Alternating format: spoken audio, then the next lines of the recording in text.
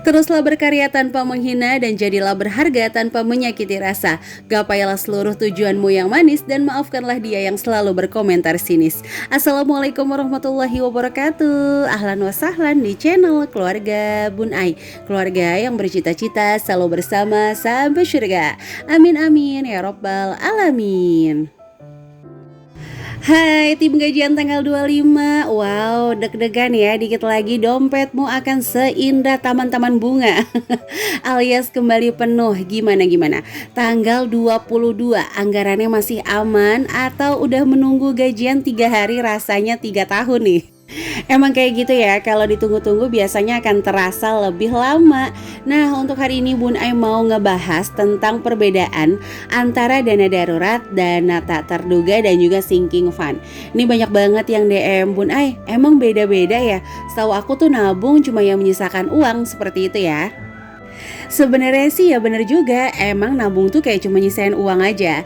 Cuma kenapa sih harus dipisah Bun Ai? Supaya kita itu tahu batasan kapan harus membantu orang lain, kapan harus membeli keinginan, kapan harus membeli aset, sehingga atau bahkan nih mohon maaf yang usaha kapan harus menambah modal, sehingga nggak bercampur baur semuanya, dan ketika dibutuhkan di tengah jalan yang ada malah membuka pintu hutang. Untuk lebih jelasnya teman-teman bisa nonton video sebelumnya tentang tabungan halusinasi.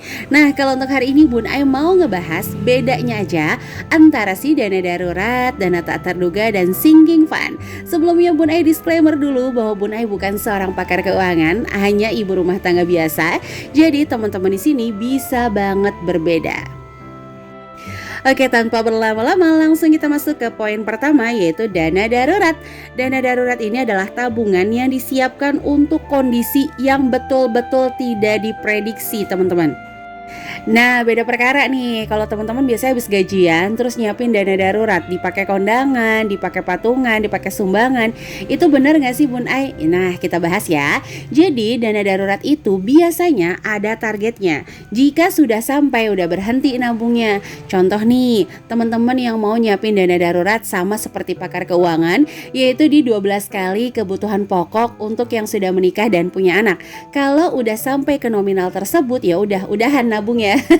Jangan ditabungin terus untuk dana darurat. Bisa kita pakai untuk investasi atau bahkan pengembangan usaha, sehingga kita bisa punya income tambahan, teman-teman.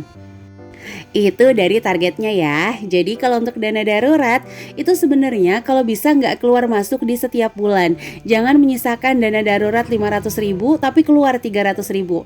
Nah, diusahakan dana darurat itu secara istiqomah kita menabungnya sampai target. Tapi kembali lagi ya, menabung adalah sebuah keinginan. Jangan sampai menabung membuat kamu kufur atas nikmat-nikmat Allah. Waduh, belum Ramadan, masih 10 hari Bun Ai. Tahan, jangan kultum dulu. Nanti pada gumoh. Bercanda ya teman-teman.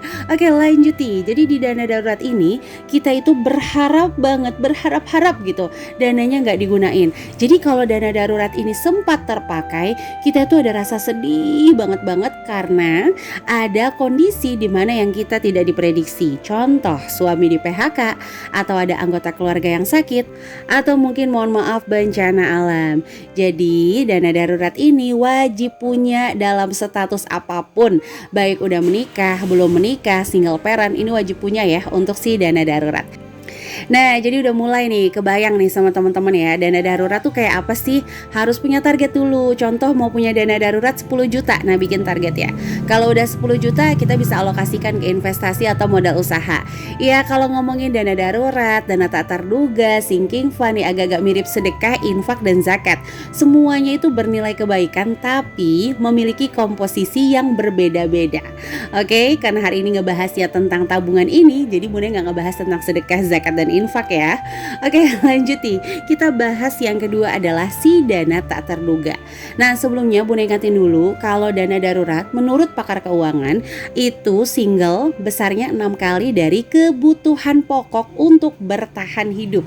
Kalau menikah itu 9 kali, menikah plus punya anak 12 kali. Tapi karena Bun Ai sebagai ibu rumah tangga biasa yang kayaknya nih agak-agak susah sampai ke 12 kali kebutuhan pokok, Bun Ai lebih memilih ya senyamannya Bun Ai aja. Misalnya ada berapa gitu di rekening, Bunda udah nyaman, ya udah sisanya kita bisa putar atau kita investasikan. Oke, lanjut nih teman-teman, kita masuk ke dana tak terduga ya. Oke, dana ini tuh kalau menurut Bun Ai wajib banget kita pisahin di setiap dapat penghasilan, baik penghasilan utama atau bahkan penghasilan sampingannya teman-teman nih. Nah, penghasilan sampingan misalnya ada 2 atau 3 kali dapatnya nih dalam 1 bulan. Nah, penting banget nyiapin si dana tak terduga ini. Pokoknya setiap dapat penghasilan tambahan selalu sisakan si dana tak terduga. Nah, si dana tak terduga ini punya ciri-ciri dia bakalan mengcover kebutuhan atau bahkan kewajiban yang di luar anggaran. Jadi misalnya teman-teman udah nyatetnya dalam 1 bulan gas galon, listrik, wifi, pulsa, belanja mingguan, belanja sayuran. Terus misalnya kelewat nih, ada yang gak kecatat. Nah, bisa nih di cover pakai si dana tak terduga. Contohnya sumbangan, patungan, kondangan, belanjaan, flash sale. Enggak ya itu ya. Tapi kalau kelewat sekali 2 kali boleh lah ya di cover pakai dana tak terduga. Yang terpenting ketika udah jajan memaafkan diri, lalu kembalilah ke jalan yang benar Marimar. Jadi itu ya teman-teman, kalau dana tak terduga. Terus kalau kepake biasanya tuh nggak sedih-sedih banget gitu. Gak sampai yang berpikir kok aku ya yang kena, kenapa aku ya, nggak gitu ya teman-teman. Nah biasanya lagi si dana tak terduga ini mengcover kebutuhan atau kewajiban dadakan yang sifatnya tuh pendek. Jadi sekali aja, nggak ada yang kelanjutannya. Misalnya kondangan ya udah kondangan si A itu aja, patungan ya udah saat itu aja. Kalau dana darurat kan nggak tuh, misalnya mohon maaf suaminya di PHK, nggak cuma sehari 2 hari kan, kita nggak tahu nih kapan berakhirnya. Tapi kalau dana tak terduga tuh udah 1 momen itu aja. Terus dia nggak jangka panjang gitu ya teman-teman. Ya udah mulai kebayang nih ya. Jadi setiap bulan kalau Bunda pribadi selalu menyisakan dana tak terduga. Kalau dana darurat tuh masuknya ke apa ya, sesuatu yang memang harus ada. Kalau enggak nanti bisa bahaya. Oke, sampai menit ini Bunda mau sapa-sapa dulu ya. Ada dana darurat dan tak terduga. Halo Sumatera Barat dan Bulukumba. Sinking fund jangan dihabiskan. Halo Medan dan juga Magetan. Punya uang ayo ditabung. Halo Semarang dan juga Bandung. Dan seluruh teman-teman yang senantiasa mendukung channel sederhana ini, like, komen positif, subscribe. Terima kasih ya. Mudah-mudahan Allah Subhanahu wa taala membalas dengan kebaikan yang berlimpah-limpah. Dan jika berkenan boleh bantu Bunda share ke seluruh sosial media yang teman-teman punya. Oke, lanjut ya, kita masuk ke sinking fund yang terakhir. Yang sering banget orang-orang bikin, Masya Allah. Sinking fundnya banyak-banyak banget gitu ya. Bun juga masih disalawatin. Mudah-mudahan suatu saat bisa punya sinking fund yang banyak. Nah, kalau pembuatan sinking fund sendiri, Bun itu lebih sarankan kenali dulu anggaran teman-teman. Karena sinking fund ini kan sifatnya itu akan dihabiskan. Nah sementara kita harus tahu dulu nih, sudah di level mana sih anggaran kita ini untuk membuat sinking fund. Atau malah mohon maaf banget, kita hanya bisa di level untuk memenuhi kebutuhan. Jadi jangan pernah insecure untuk teman-teman yang tabungannya nggak penuh-penuh. Bun Ai cross check. Kalau untuk pemenuhan kebutuhan tetap bersyukur. Karena saat ini tuh kita masih punya sumber income untuk tetap bertahan ya, dengan tidak menyusahkan siapapun. Nah kalau udah tahu nih kepribadian, nah sesuaikan deh. Contoh misalnya, oh aku ternyata tipe yang pragmatis, aku tipe koleris, tinggal dipilih aja metode menabung yang sesuai sama kepribadian kamu, sehingga nggak tengah-tengah berhenti ganti metode lagi tapi nggak nyampe-nyampe sama target. Ujung-ujungnya di alam bawah sadar berpikir aku memang manusia yang tidak bisa menabung. Itu berbahaya banget. Kalau di alam bawah sadar yang udah terpatri hal itu, wow, pasti gagal sedikit dalam menabung. Baru jajan sehari itu bakal pengen ngejajanin 30 hari lainnya sih. Oke lanjut ya. Kita belajar ke sinking fund, yaitu adalah tabungan yang memang sengaja kita siapkan untuk dihabiskan. Wow, enak banget nih. Kita nabung tapi kita pengen menghabiskan juga. Jadi jangan salah, orang hemat itu bukan orang yang gak pernah jajan, gak pernah liburan, enggak. Tapi orang hemat itu jajannya keren, liburannya keren, karena semuanya tuh penuh persiapan gitu. Gak tiba-tiba abis liburan pulang dengan penuh penyesalan. Nah itu yang bahaya banget ya. Ada gak yang pernah kayak gitu? Niatnya liburan, pulangnya nyesel, ya ampun. Kok aku boros lagi gitu ya.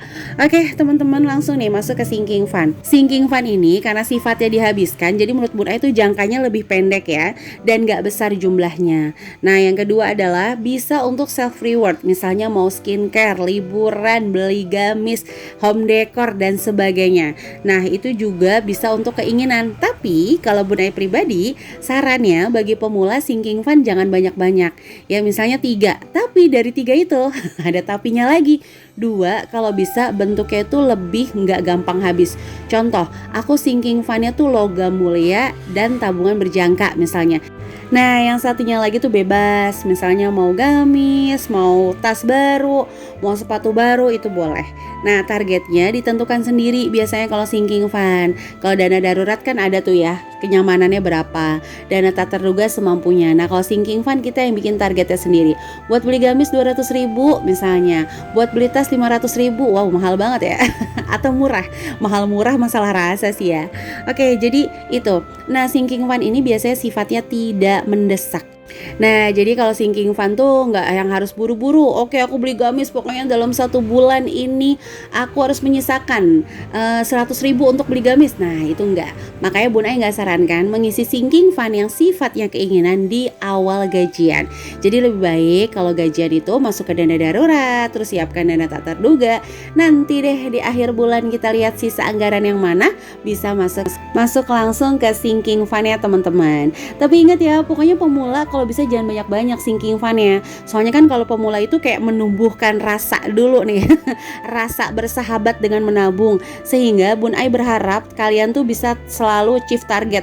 Alhamdulillah aku bisa nabung 200.000 sebulan. Jadi rasa senang itu yang membuat kalian nanti kecanduan untuk menabung. Amin. Kecanduan dalam hal baik boleh ya. Oke, jadi itu nih teman-teman yang bisa Bun Ai sharing untuk hari ini.